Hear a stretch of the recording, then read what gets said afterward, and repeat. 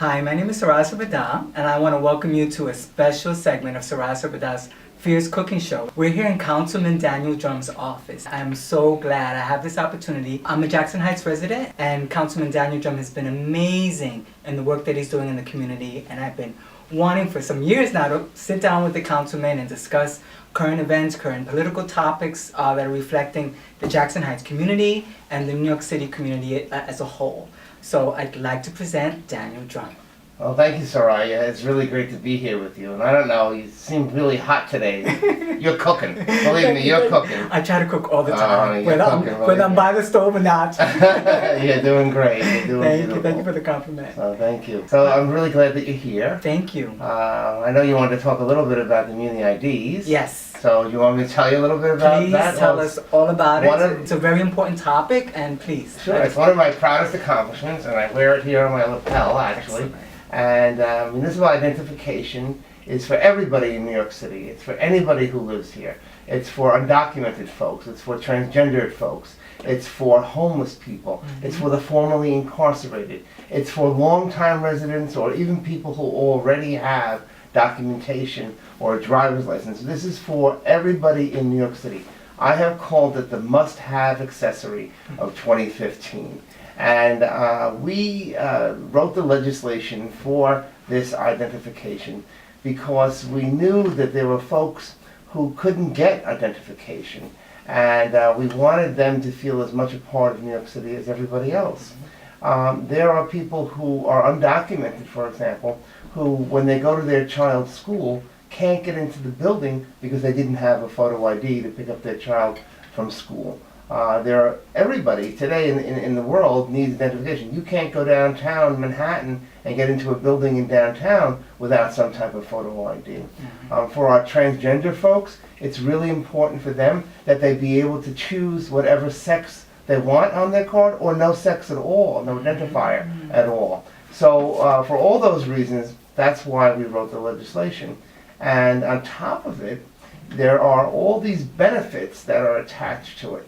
So, for example, if you go to one of these sites, and there are 3 sites in Queens, there are 17 citywide, and you bring the papers that you need to prove, 1, who you are as a person, and 2, your place of residence, and you can find out what papers they'll accept for that by going to 311 or idnyc.gov, and you bring those down. They'll take your picture and they'll get you set up with an identification card. But on top of that are these benefits. The card is free and the benefits are free. So you will get membership to 33 cultural institutions around the city. If you want to take your family to the Bronx Zoo, for example, and you have your Muni ID and you get your membership in the Bronx Zoo, you can take your family there for free. You want to go to the Metropolitan Museum of Art, you can do that. Queens Botanical Gardens, 33 different cultural institutions around the city. And then on top of that, it can be used as a library card for any one of the libraries in New York City as well. But on top of that, you get a 20% discount in those cultural institutions as well, in the gift shops. And then on top of that, you get discounts for Broadway and theaters and all different types of shows. And on top of that, you can get a prescription discount as well. So, you know, if you didn't have the reason just to want to go out there and get the ID for the ID, we have the hook-ins, which are all these benefits that come with the card. So it's really a card for all New York. That's excellent. I mean, I've heard about the perks with the card besides having, you know, the ID. Also, it kind of brings a big community out of the shadows, right?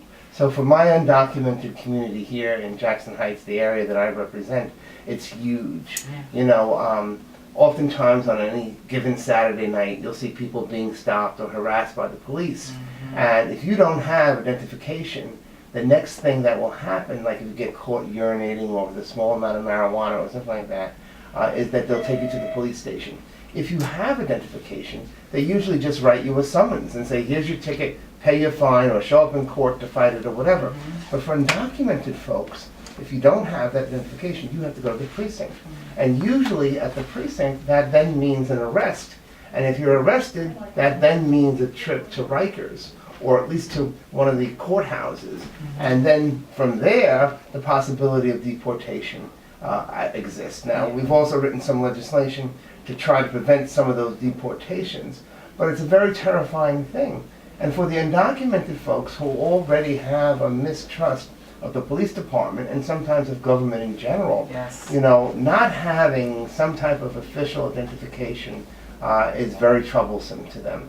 So, to me, creating the ID card was also a way to begin to build trust between the undocumented community and the police, because the police must accept this identification card as proof of who they are. So in other words, if they get stopped and they show the police officer the card, that is proof positive that they are a New York City resident and they have a right to be where they're at. That's wonderful. That, to me, will alleviate so much pressure for that community, you know, for the undocumented community. I mean, I know if it were me, I was telling your staff, I recently lost my license, and I had no picture ID. I had no picture ID for at least 2 weeks waiting for my new, and I felt horrible. It's like, how about if I get stopped? You know, I have nothing to show. You feel naked without it. Yeah, you know? I was like, oh my God, like, you know, you need ID. So I think it's just wonderful for people, you know, whether you're documented or not, you know, I could use that as another form of backup ID just in case, you know. You know, when we signed the bill into law,